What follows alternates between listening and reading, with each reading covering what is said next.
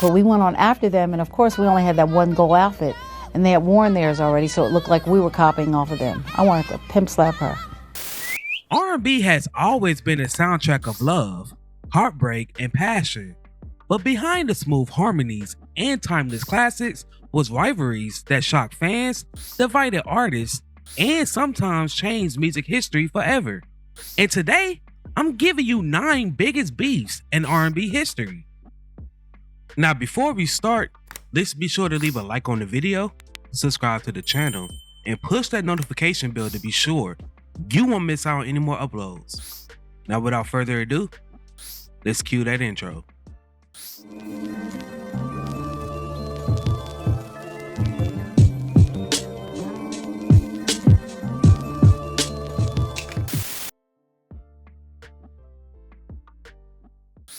Also, I'd like to thank all my brothers who I love very dearly, including Jermaine.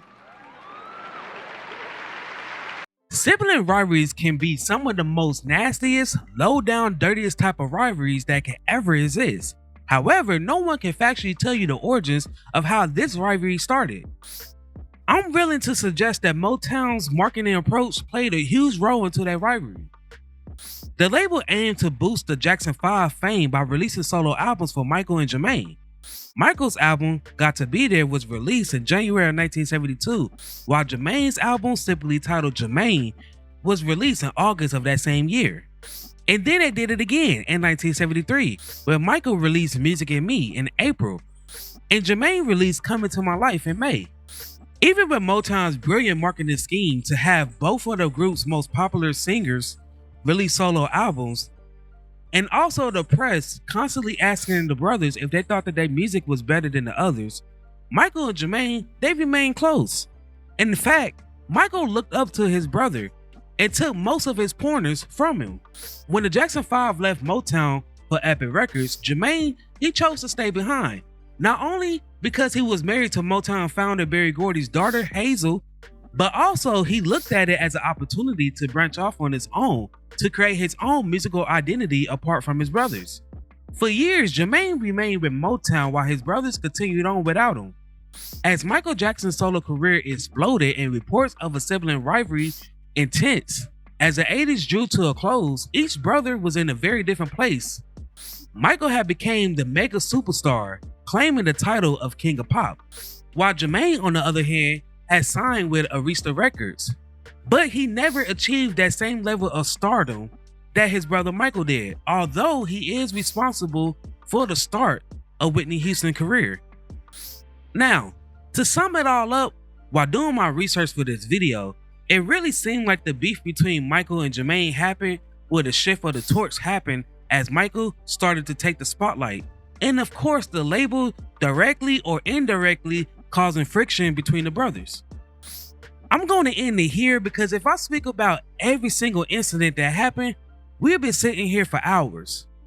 Eventually, the brothers, they reconciled and reunited, reminding fans that family bonds can survive even the deepest disagreements. David Ruffin became one of Motown's greatest lead singers, but success changed everything.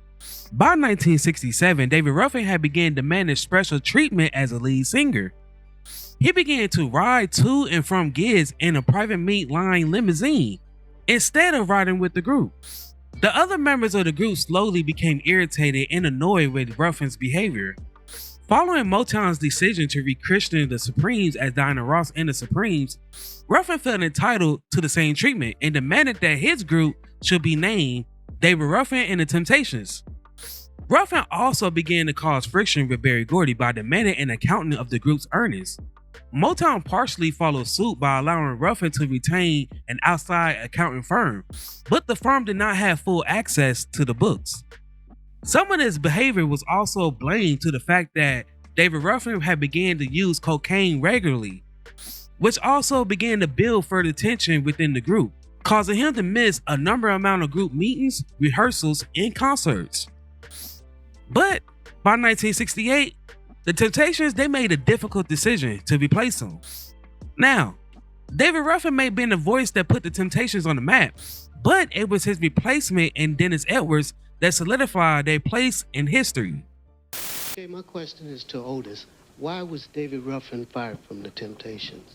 Well, you see, when we first started out, we made a vow that we would not change, because we had heard about Frankie Lyman leaving the Teenagers and Tony Williams leaving the Platters, so we made a vow.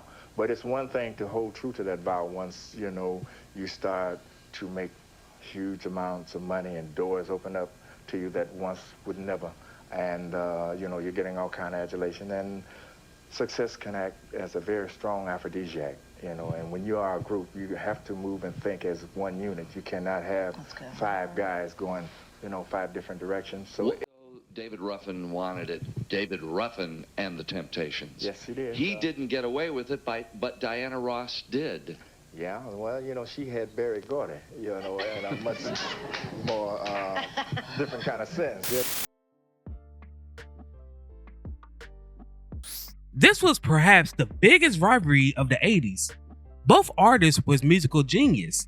Both sold millions of records, and both pushed music videos to another level. During the MTV Feud era of the 80s, both Michael Jackson and Prince became the biggest pop stars that music has ever seen. Thriller went on to become the best-selling album of all time, seeing Michael Jackson push the possibilities of music videos with it.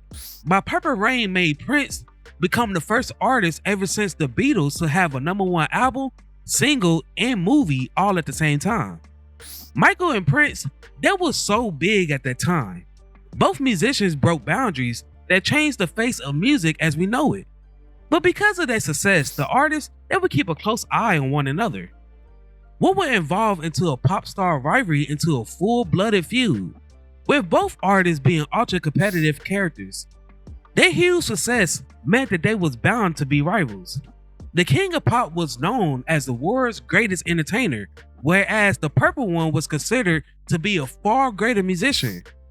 Both being black artists who transformed what it meant to be a pop star.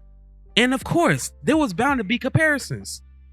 What started off as a very professional rivalry between the two quickly turned personal.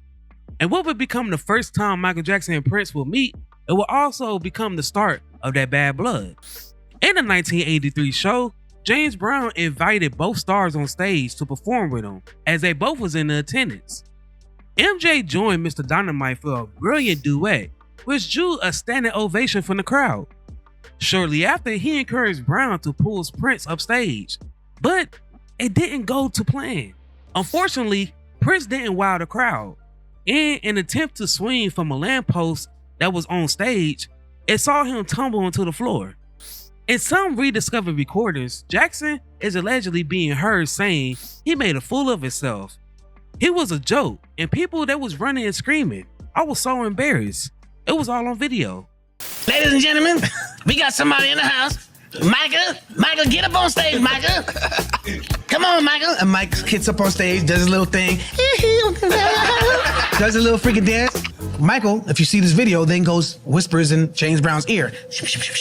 James Brown says, and give it up for Michael, because he insists that I bring up Prince, come up on stage, I insist. So then Prince hops on the security guards like a piggyback ride. Prince then comes on stage, does his little thing,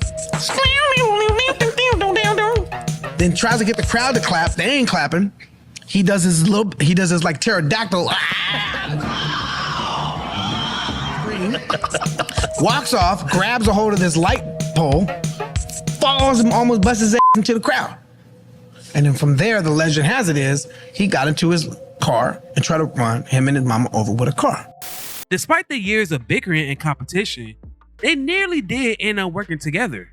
Michael wanted Prince to feature on his song Bad. Prince was clearly interested in a collaboration, but given that both artists was intense control freaks, he didn't like the fact that it was being billed as Jackson's project. And he was also concerned that Michael was again making him look inferior.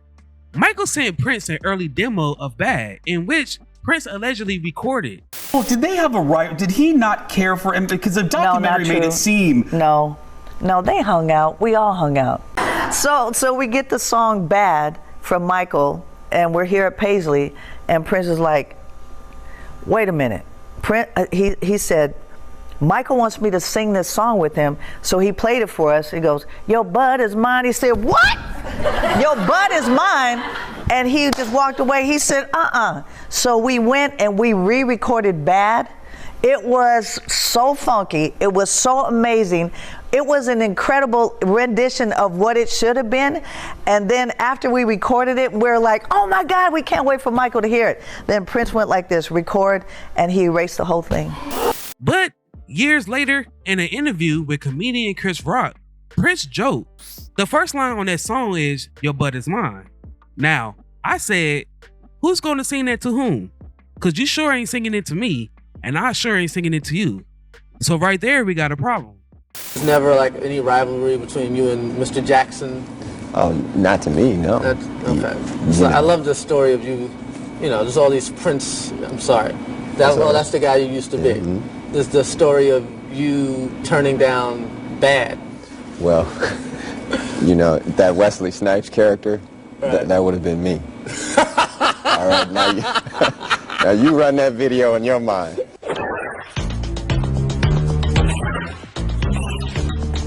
The first line of that song is, your butt is mine. Your butt is mine. Now I said, who gonna sing that to whom? Cause you sure ain't singing it to me. And I sure ain't singing it to you. So right there we got a problem. Even though the collaboration never came to fruition, and he turned down a starring role in the Bad video, which is why we see Wesley Snipes. The two would get an opportunity to again work with each other on the charity single We Are the World. But Prince refused to participate in the song, given that Lionel Richie had co-wrote the song with none other than Michael Jackson.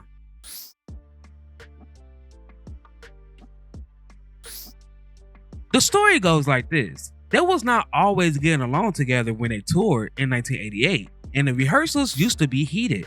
Why? Because Luther admitted that it always bothered him that she wouldn't sing a duet with him. Baker reportedly apologized for not explaining to him about her pregnancy, which is why they didn't do a duet. So after that, everything was supposed to be okay. Well, that's until Luther felt that Anita did him dirty again. According to his biography book, what happened was that Luther reportedly misunderstood what Anita explained to him about her pregnancy. However, he also felt that they still needed to record a duet together as a type of peace offering that will permanently squash the beef and end all rumors. He suggested that they should remake Benny King's I Who Have Nothing. Anita thought it was a good idea and agreed to it. However, once again, things went south between them. On the day they were scheduled to record in Los Angeles, Anita was nowhere to be found. Luther said she simply didn't show up. So instead, Luther recorded a duet with Martha Wash. Luckily, Anita and Luther had said to already made amends before his passing in 2005. This was one of soul music's longest running rivalries. The feud between Tex and fellow label mate James Brown. Its origins allegedly happened sometime in the mid-50s when both artists were signed to the imprints of King Records. Tex alleged that Brown stole his dance moves, especially the move where he would throw the mic and do a split. Also, Tex was very vocal when it came to James Brown's nickname of Soul Brother No. 1, as Tex claimed that the real Soul Brother No. 1 was Little Willie John. Then, in 1960, Tex left King and recorded a few songs for Detroit-based label Anna Records. One of the songs that he recorded was the ballad Baby You're Right. A year later, Brown pulled a veteran move where he recorded the same song and released it. He changed up the lyrics in the musical composition, thereby earning him a co-writing credit alongside Tex. Also, Brown recruited singer B. Ford, who was married to Tex prior, but the couple divorced in 1959. In 1960, Brown and Ford recorded a song, You Got the Power. Shortly afterwards, Tex got a personal letter from Brown telling him that he was done with Ford and that he could have her back if he wanted her. Tex responded by recording what I consider to be the first diss record in R&B history, the song You Keep Her. He called Brown out by name. In 1963, their feud escalated when Brown and Tex was performing at what was Brown's homecoming concert in Macon, Georgia. Tex, who opened up the show, arrived in a cape and began rolling around on the floor as if he was in agony and screamed, "Please, somebody help get me out this cape." This allegedly resulted in Brown finding Tex at an after-show party at a nightclub and shooting up the place. According to those witnesses, Brown took 2 shotguns into the after-hours juke joint, gunning for Joe Tex. He reportedly ended up shooting 6 to 7 people before jumping behind the wheel of his tour bus and taking off, while a member of his entourage stayed back and handed out $100 bills to keep everyone quiet. Supposedly the famous mic thing that James Brown does, you know, he goes after down and kicks it and picks back up. Another soul singer named Joe Tex claims that I did that first. So he says Brown stole from me. Brown says, no, I did that first. You stole from me. And conflict ensues. Joe Tex apparently had a girlfriend who was a background singer named Bea Ford, very attractive woman. And at some point, Brown woos her, seduces her, and not only does she leave Joe Tex's band, she leaves Joe Tex. So then Joe Tex makes this incredible record called You Keep Her. He's calling out James Brown by name in the beginning of the song. You know, I taught her how to dress, I taught her how to fix her hair, but you can have her now. And so now, James Brown's whacked out of his mind. James finds out that Joe Tex is going to be hanging out at a club in Georgia called Club 15. It was an Otis Redding show. James grabs a couple of shotguns. He rolled into the spot like it was a gangster movie and starts spraying. Otis Redding hid behind the piano. I don't know if he actually meant to shoot Joe Tex, but he sure meant to scare the hell out of Joe Tex. The guy who ran the club had hogs in the back. James didn't hit any people, but he hit a couple of hogs. So Brown really went buck wild. He's off before the authorities can get at him, but several people who work for him stand around, hey, just in case, you all right? Here's a couple of dollars. So basically, they bought everyone's silence. The tension between these two divas has always been seemingly nasty nice. The primary source of the rift was a recruitment of Sydney Birdsong when she joined the Supremes to replace Florence Ballard. While Patti LaBelle was initially furious, she later softened, noting that she was glad that Birdsong was making more money, although she did dislike how things was handled. Also, during their early days playing at the Apollo Theater, Patti LaBelle claimed that her group would buy cheap outfits from local stores, only for the Supremes to show up wearing the identical or very similar outfits the following day. Diana Ross. Oh, that little heifer would come in there and see what we were wearing. And they would go out and find the same outfit. I think we got them from Woolworths. I don't know where we got these stretch gold lame suits. But before we went out, for some reason, we were going on after the Supremes, which didn't make sense to me because they were the big stars. But we went on after them, and of course, we only had that one gold outfit. And they had worn theirs already, so it looked like we were copying off of them. I wanted to pimp slap her, you know, because it was like, why would you go out in something that you know we're going to wear and that's the only outfit we have? I wanted to beat her up. Despite 4 decades of animosity, the women officially squashed their beef when they had sat at the same table at Oprah Winfrey's Legend Ball in 2005. LaBelle had gone on record stating that there was no true bad blood, calling Ross her dog, and expressing great admiration for her talent. The main thing you don't know about. Oh, Cindy Birdsong was Patti LaBelle, was Sarah Dash, Nona Hendricks, Cindy Birdsong, and Patti LaBelle. We're in Cleveland. Oh my Lord, I forgot this real story. We're in Cleveland, ready to go on. There are only 3 Patti LaBelle members. Cindy Birdsong had gone to take Florence Ballard's place with the Supremes. They had been rehearsing her for months. And that night she left us. Oh, to join the Supremes? She left us to go with the Supremes. She jumped ship big time. Benedict I forgot to tell that story. Holy. Okay, so the thing was, after it all settled in my bones, I said, thank God she's making more money with them than she was with me. So it was a blessing for her, but do it the right freaking way. Right. And Diane, don't come stealing my chicks in the night. Right. So she stole Cindy Birdsong from me.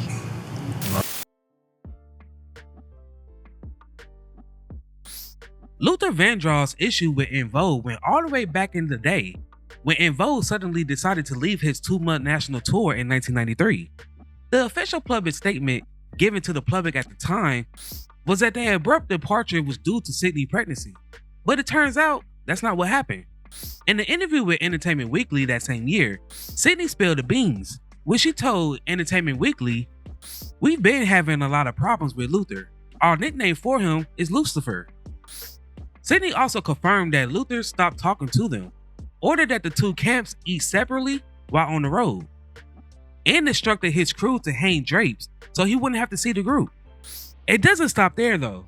According to his 2004 biography, Luther stated, "While on tour in Miami, Luther had saw that a member of Vogue had wandered over to his side of the drawn curtain. His temper hit full tilt, and he actually called the Miami police to demand the group would be charged with trespassing."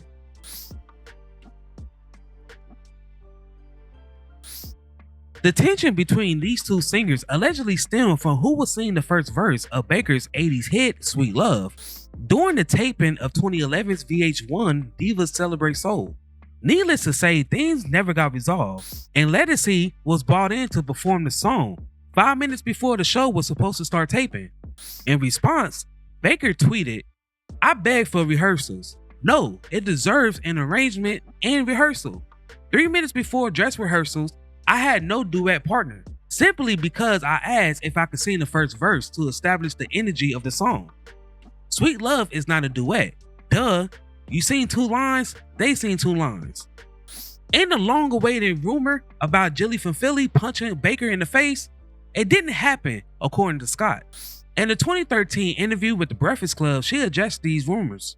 When are you fighting? Like, I've heard stories. I heard you punched Anita Baker in the face. That's a terrible lie. Y'all did get into it once though, right? Not really. We had a disagreement, yeah. Okay.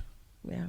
She can't swing on Anita Baker now. Who would? You can swing on whoever disrespects you. Not Anita Baker. No. Oh my goodness. Cut it out. That's Anita how we Baker handle is a things. hero to me. I grew up listening to her music. We just had a disagreement. Just not that day.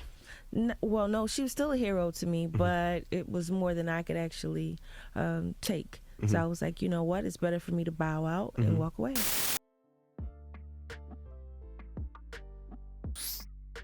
During the late 70s and early 80s, 2 larger-than-life artists transformed funk music forever. One was the outrageous streetwise hitmaker from Buffalo, and the other was a mysterious musical genius from Minneapolis. Both was musical innovators, both was electrifying performers, and both wanted to be recognized as the undisputed king of funk. Their rivalry became one of the most talked about stories in music history. By 1980, Rick James was already a superstar. He had established himself as one of the biggest names in funk music. Then came a young artist named Prince. His self-titled 1979 album and Dirty Mind introduced a bold new sound that blended funk, rock, R&B, and pop in a way that audience had never heard before. Rick James initially saw Prince as an opening act with a tremendous potential. In 1980, he invited Prince to join his Fire It Up tour, giving the young musician one of his biggest opportunities to perform before a large audience. But the tour didn't go as Rick James would expect it. Night after night, Prince delivered fearless, theatrical performances that stunned audience. His flamboyant outfits, blistering guitar solos, and high-energy stage shows often left fans talking about the opening act more than the headliner. According to Rick James, Prince sometimes ignored requests about stage presentation and pushed the creative boundaries in ways that drew attention away from the main event.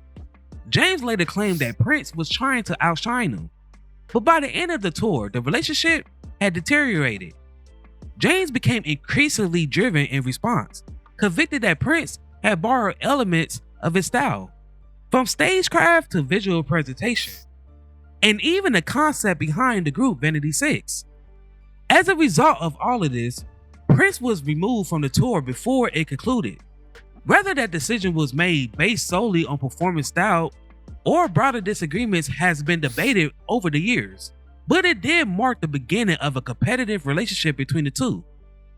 As Prince fame grew, comparisons between the two artists became constant. Rick James publicly criticized Prince on several occasions, suggesting that Prince had borrowed elements from his image and style. Prince rarely responded directly in public, preferring to let the music speak for itself. Many musicians, however, noted that both artists worked within funk, and each had a distinct sound and artistic identity. There was also a rumored story that Prince allegedly disrespected James' mother while at an after party when she went to ask him for an autograph. Prince allegedly ignored James' mother, which caused Rick James to allegedly pull Prince by his hair and dump alcohol down his throat. Despite the public rivalry, there were signs of mutual respect. Rick James acknowledged Prince's extraordinary musical talent, even while criticizing his approach. Over time, many fans came to view their relationship as less of a personal feud and more as a fierce artistic competition between the two visionary performers. Ups in Buffalo, they had found a new nemesis, a rival who would push Rick James for the rest of his life, the artist known simply as Prince. Rick was the one who chose him to come out and open up on his tour because he was released from the Rolling Stones tour because they didn't care for him that much. Rick came to the band and asked, "What you think about Prince?" Rick's thing was, when he was coming out, there was no Prince. Now, Prince had some records. Prince was a little softer, but that shit was funky. And that shit was completely different. And we found out that he was going to be opening and whatnot, and hey, Rick said, "Here he comes." And I'm looking, and he comes in. I'm still fucking looking. Where is he? I'm thinking the cat's got to be like 5'9", maybe 6 foot tall. And this little bitty son of a bitch walks in there and said, "God damn, he's tiny." He was down here, and he had on pink high heel fucking shoes. Stunning. That little dude, that's Prince. You know, us being so tall, I mean, he seems like a dwarf, but he was so powerful on stage, you know? I liked the son of a bitch. He was funky as hell to me. But Rick used to get mad because I remember him saying, "That little motherfucker got me working hard." Because he was a bad little motherfucker, man. Every show, Rick was on the side of the stage watching Prince. Prince was on the side of the stage watching Rick. They both understood where this shit was about to go. I think Prince, if he was in this room, God bless his soul, he would say it. Prince would do his show, and then we do ours. And 9 times out of 10, when we got finished with our show, people forgot who the fuck the opening act was. Prince would push Rick to step up his game in more ways than one. Rick told me when I became one of the background singers that he was starting a female group. Joanne McDuffie was a part-time jazz singer and part-time record store clerk when she met Rick James back in their hometown of Buffalo. Female groups at the time, you know, there weren't a lot of them. The biggest thing that came down the pike at that point was the Supremes. Rick's idea was to create a group of women that were not wearing the same dress and the same gloves and the same wig and the same shoes. He said he wanted to create a female group. And I guess he put forth that idea to Prince, and Prince did it first. Prince produced the all-girl group Vanity 6. Rick, he's pretty pissed about that. The history of R&B is not just about unforgettable songs. It's also about the complicated friendships, creative differences, business disputes, and the pressures that comes with fame. While these rivalries made headlines, that also reminds us that behind every platinum record are real people navigating through success, ambition, and conflict. Many of these artists eventually found common ground, while others never fully repaired their relationship. But all of them helped shape the soundtrack of generations. Now, if you enjoyed this video, please be sure to leave a like on the video, subscribe to the channel, and turn on the notifications so you will never miss another deep dive.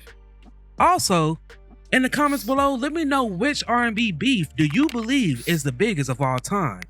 And also feel free to let me know about some beefs that you feel like should be included in this video.